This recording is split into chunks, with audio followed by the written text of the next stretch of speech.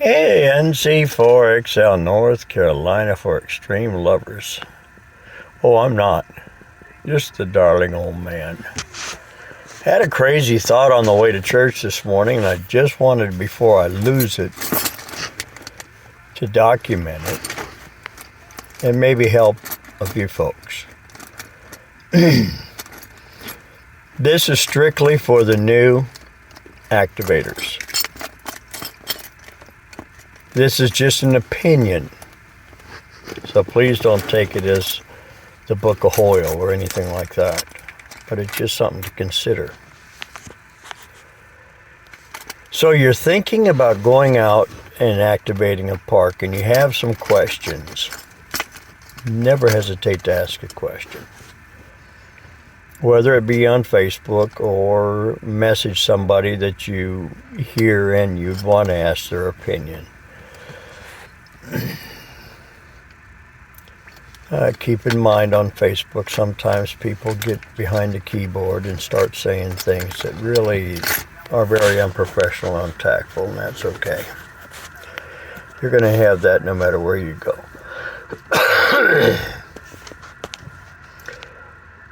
When you are out at a park, and let's say or assume, God, don't want to use that word, that you don't want a spot, that's fine. Don't. You don't have to. There's nothing that says you have to. Okay, but if you're in a park that's designated by POTA, Parks on the Air, as a entity, wherever you're at that location, you can work park to park if you so choose. Give them their park number.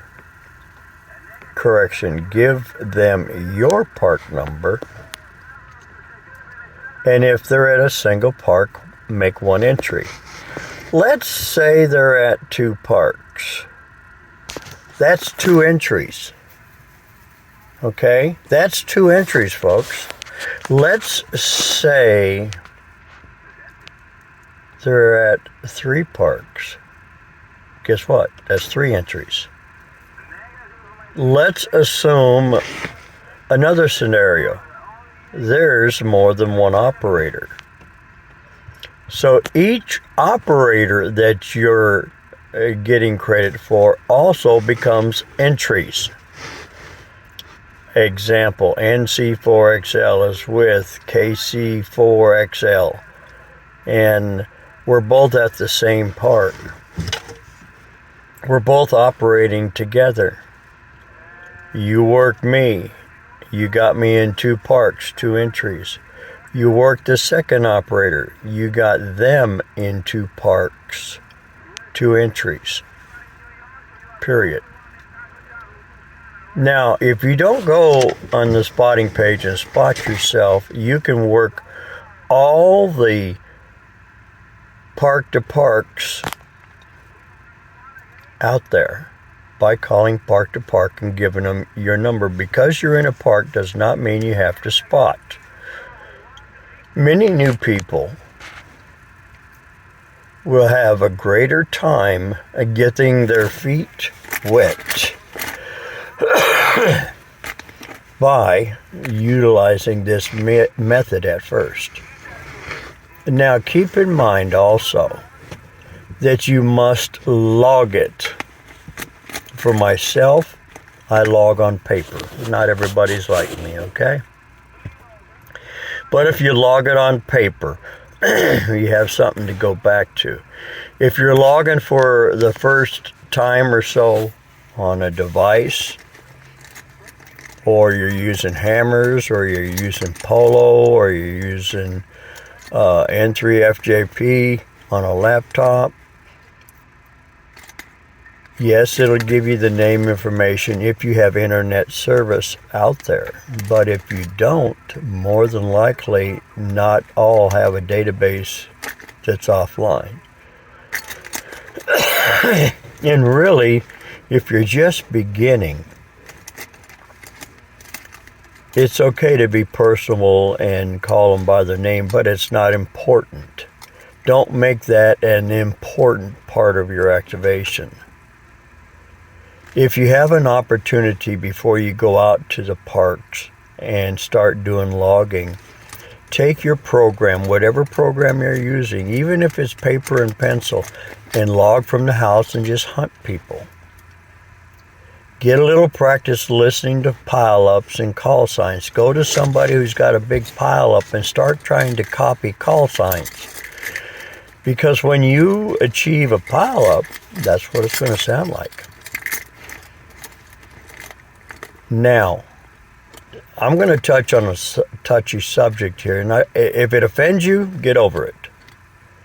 If you're going to go out to a park and you're activating it, and you get 9 contacts, and you don't want to hear that word failure, it's not a failure, you learned something. Upload the log.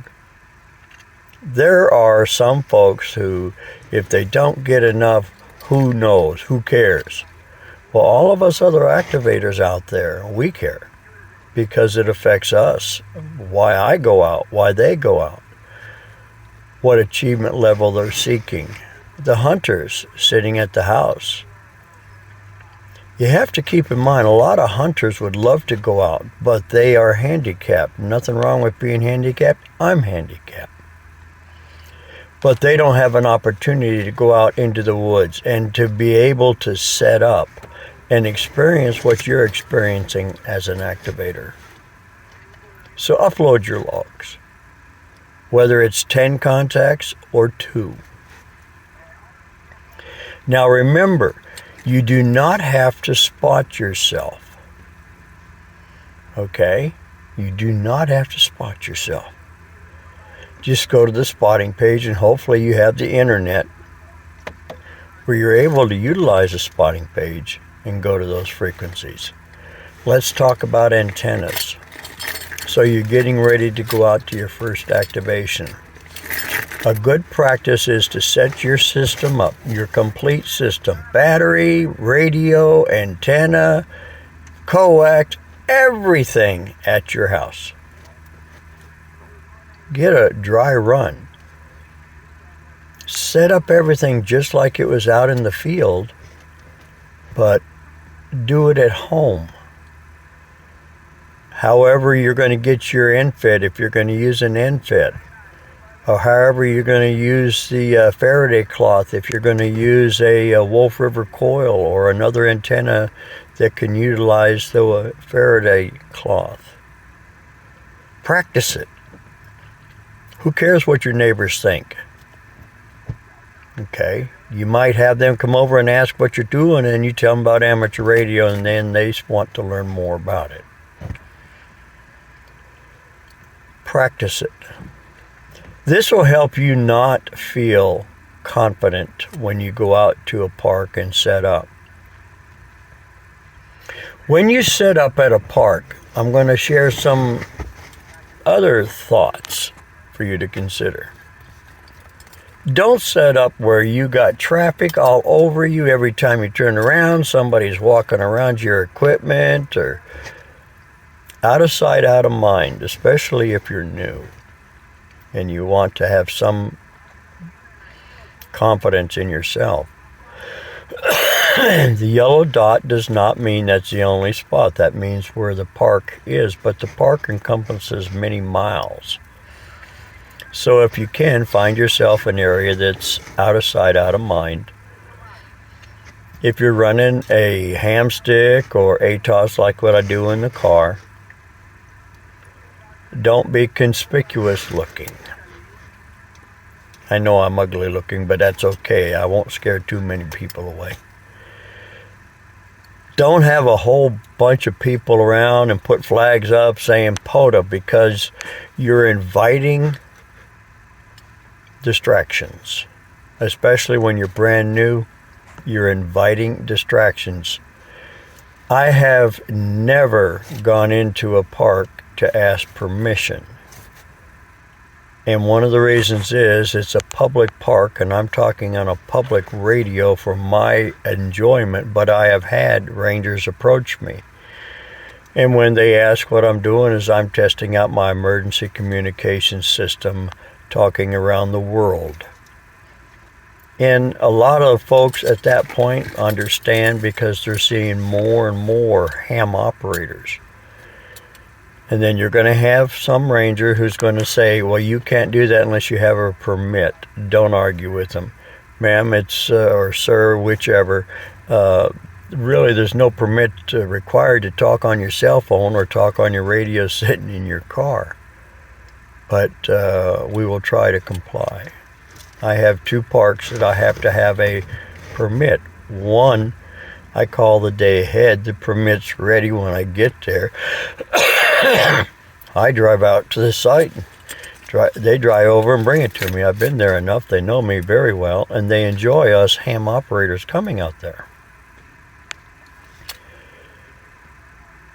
Don't open a can of worms. There's an old saying we had, sales cover sins, years ago. And in amateur radio, don't ask for permission to go play on the radio.